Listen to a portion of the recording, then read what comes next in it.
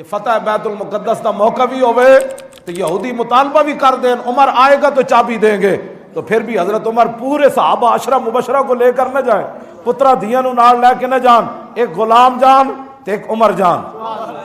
ہاں جی، مدینے تو چل کے بیت المقدس حضرت عمر انج گئے تے غلام نو فرمایا سفر لمبا ہے، 2 سواریاں نہیں لے سکتے، ایک قوم دا خزانہ سی لوٹ نہیں سکتے، سواری ایک کوئی ہوئے گی، عمر کو ضرورت ہے اور تو بھی اس پر سوار ہوگا، میں بھی اسی پر، باری باری۔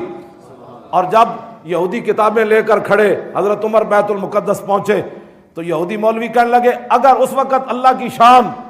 کہ اس وقت سوار ہونے کی باری غلام کی آ گئی، حضرت عمر کے نکیل پکڑنے کی باری آ گئی، تو آپ نے یہ نہیں فرمایا یار ویکھتے صحیح تھوڑا جا خیر ہے عمر سوار ہو دے، پتہ لگے عمر آ رہا، نہ انہوں نے پتہ سی اینج نہیں بات گل وچ ہو رہے۔ میں آکھا اقبال اور 10-36 لاکھ مربع میل دے حکمران ہومن تے شانہ اے عمر، حضور فرمایا میرے بعد کوئی نبی ہوندا تے عمر ہوندے، عمر دے راستے تو ویکھ کے شیطان راہ تے نس پاوندے، عمر دی زبان تے حق بولدا ہے، اے ساریاں شانہ ہومن تے میں کہا اقبال غلام پھر سوار ہوئے تے عمر نکیل پھر پکڑ لوے، کیوں آیا؟ کہنے لگا تیری نگاہ ناز سے دونوں مراد پا گئے۔ اقبال کہنا حضور جی آ گئے، حضور آ گئے، غلام اونٹ پر سوار اور حضرت عمر نے نکیل پکڑی ہوئی،